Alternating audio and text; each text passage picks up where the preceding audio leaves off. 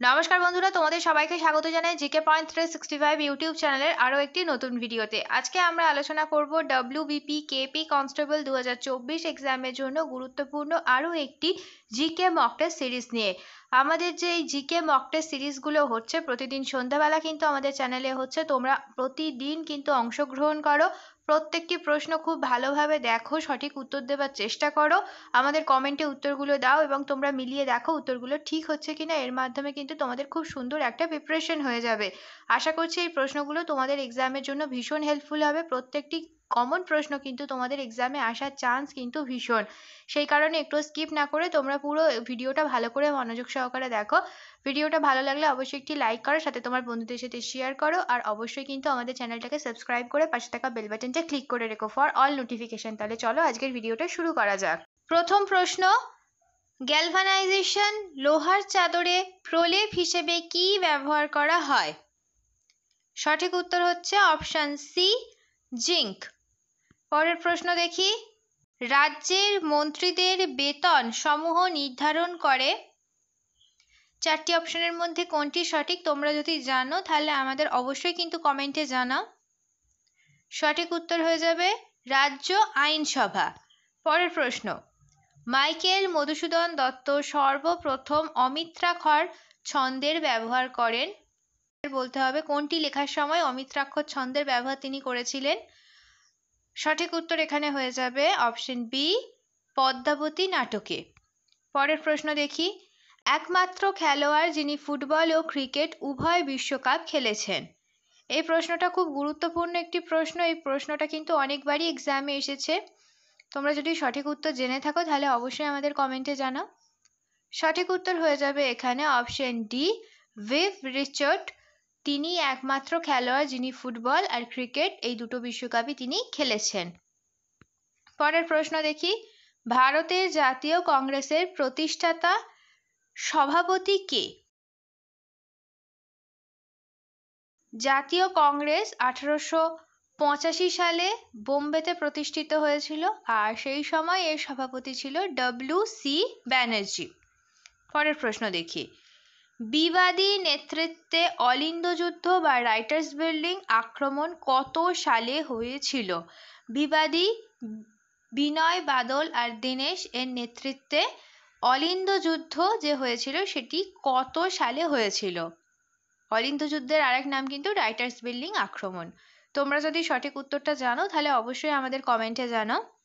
এখানে সঠিক উত্তর হয়ে যাবে 1930 সালে। পরের প্রশ্ন দেখি, রাষ্ট্রসংঘের সাধারণ সভার প্রথম মহিলা সভাপতি কে ছিলেন? উত্তরটা ঠিকভাবে দেবে, বলেছে প্রথম মহিলা সভাপতি। সঠিক উত্তর এখানে হয়ে যাবে অপশন এ, বিজয়লক্ষ্মী পণ্ডিত। পরের প্রশ্ন, সামুগড়ের যুদ্ধ কত সালে হয়েছিল? সামুগড়ের যুদ্ধ কত সালে হয়েছিল? সঠিক উত্তরটা এখানে হয়ে যাবে অপশন ডি, 1658 খ্রিস্টাব্দে। এই যুদ্ধ ঔরঙ্গজেব এবং দারা শিকরের মধ্যে হয়েছিল। পরের প্রশ্ন, ডাম্পা ব্যাঘ্র প্রকল্প কোন রাজ্যে অবস্থিত?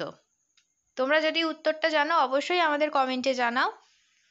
ডাম্পা ব্যাঘ্র প্রকল্প সঠিক উত্তর মিজোরামে অবস্থিত।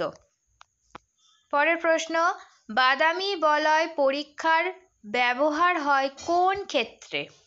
সঠিক উত্তর এখানে হয়ে যাবে অপশন এ, নাইট্রেটের বিশ্লেষণে। পরের প্রশ্ন, অনকোলজি কোন বিষয় সংক্রান্ত বিদ্যা? তোমরা যদি সঠিক উত্তরটা জানো আমাদের অবশ্যই কমেন্টে জানাও। সঠিক উত্তর হয়ে যাবে অপশন বি, ক্যান্সার।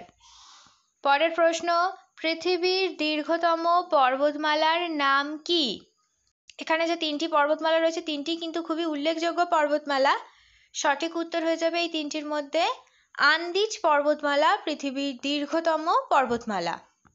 পরের প্রশ্ন, তৃতীয় গোলটেবিল বৈঠকে কে অংশ নিয়েছিলেন? এই চারজন ব্যক্তির মধ্যে তৃতীয় গোলটেবিল বৈঠকে অংশ নিয়েছিলেন বি আর আম্বেদকর। তৃতীয় গোলটেবিল বৈঠক শুরু হয় 1932 সালের 17 নভেম্বর। পরের প্রশ্ন, বায়ু কলের দেশ কোন স্থানকে বলা হয়? বায়ু কলের দেশ বলা হয়ে থাকে, সঠিক উত্তর অপশন বি, নেদারল্যান্ডকে। পরের প্রশ্ন, সব থেকে বেশি ক্যালোরি পাওয়া যায় কোন খাদ্যে? সব থেকে বেশি ক্যালোরি পাওয়া যায়, সঠিক উত্তর অপশন সি, স্নেহ জাতীয় খাদ্যে। পরের প্রশ্ন, মেরুঞ্চলে প্রবাহিত অত্যাধিক শক্তিশালী তুষার ঝড়ের নাম কি? মেরু অঞ্চলে প্রবাহিত অত্যাধিক শক্তিশালী তুষারঝড় হলো অপশন সি, ব্লেজার্ড। পরের প্রশ্ন, কোন দুর্গ অবরোধকালে শের শাহের মৃত্যু হয়? সঠিক উত্তর হবে অপশন এ, কালিঞ্চর দুর্গ। 1545 সালে দুর্গ অবরোধ করার সময় শের শাহ মারা যান।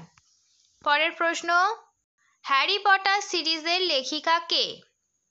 হ্যারি পটার সিরিজের লেখিকা হলেন, হ্যারি পটার একটা খুবই জনপ্রিয় চরিত্র, তোমরা জানো। এই সিরিজের লেখিকা হলেন জে.কে. রাউলিং। এবার আমরা দেখে নিই কিছু গুরুত্বপূর্ণ বা বিখ্যাত কার্টুন চরিত্র আর তাদের সহস্রাদের নাম। এটা তোমরা চাইলে নোট ডাউন করে নিতে পারো, এইখান থেকেও কিন্তু অনেক প্রশ্ন এক্সামে আসে। Mickey Mouse, Minnie Mouse, Donald Duck এগুলি রচনা করেছেন বা এগুলির স্রষ্টা হলেন Walt Disney. Tom and Jerry, Yogi Bear এগুলি স্রষ্টা উইলিয়াম হানা আর Joseph Barbera. Tintin, captain Haddock স্রষ্টা হলেন হার্চ। টারজানের স্রষ্টা হলেন এডগার রাইস বারোজ।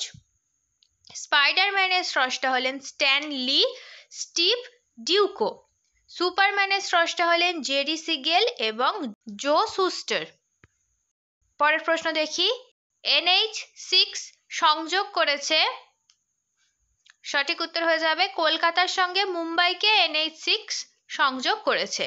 এই রাস্তার দৈর্ঘ্য কত? এই রাস্তার দৈর্ঘ্য হলো 1949 কিলোমিটার। পরের প্রশ্ন, পাইক বিদ্রোহ কত সালে হয়েছিল? পাইক বিদ্রোহ হয়েছিল 1817 সালে। এটি একটি সশস্ত্র বিদ্রোহ যা ওড়িশায় সংগঠিত হয়েছিল। শেষ হলো আজকের ভিডিও। আজকের পর্বে আমরা কিছু গুরুত্বপূর্ণ জেনারেল নলেজের প্রশ্ন নিয়ে আলোচনা করলাম। প্রত্যেকটি প্রশ্নই কিন্তু তোমাদের জন্য খুবই গুরুত্বপূর্ণ, যারা WBP কেপি কনস্টেবল এক্সামের প্রিপারেশন নিচ্ছ। আজকের ভিডিওটা তাদের জন্য ভীষণই গুরুত্বপূর্ণ। প্রত্যেকটি প্রশ্ন তোমরা মনোযোগ সহকারে দেখো, সঠিক উত্তর দেওয়ার চেষ্টা করো, উত্তর আমাদের সাথে মিলিয়ে দেখো তোমাদের উত্তর সঠিক হচ্ছে কিনা। তোমাদের যদি ভিডিওটা ভালো লাগে তাহলে অবশ্যই আমাদের চ্যানেলটিকে সাবস্ক্রাইব করে পাশে থাকা বেল বাটনটা ক্লিক করে রাখো ফর অল নোটিফিকেশন।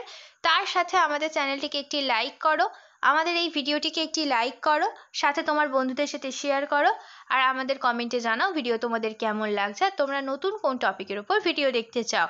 তাহলে চলো, তোমাদের সাথে দেখা হচ্ছে পরের ভিডিওতে। ততদিন তোমরা আমাদের এইভাবে ভিডিও দেখতে থাকো, আমাদের আরো উৎসাহ দিতে থাকো। ধন্যবাদ।